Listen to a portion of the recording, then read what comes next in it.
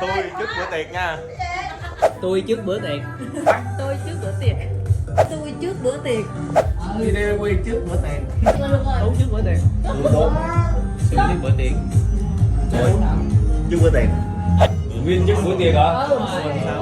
Xong rồi đó. Nói đúng. Sáng hết trước bữa tiệc. Tôi trước bữa tiệc. Tôi trước bữa tiệc. Tôi khi trước bữa tiệc. Đó. Giữa bữa tiệc.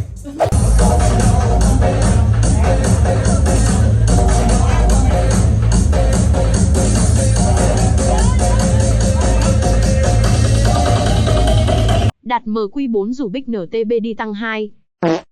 Và đây là Big NTB sau buổi tiệc. Cậu thấy mệt mỏi lắm hả? Chắc là cậu mệt lắm rồi. Đúng vậy, mình thấy mệt mỏi quá. 我总在每个黑夜想你，就像自己傻了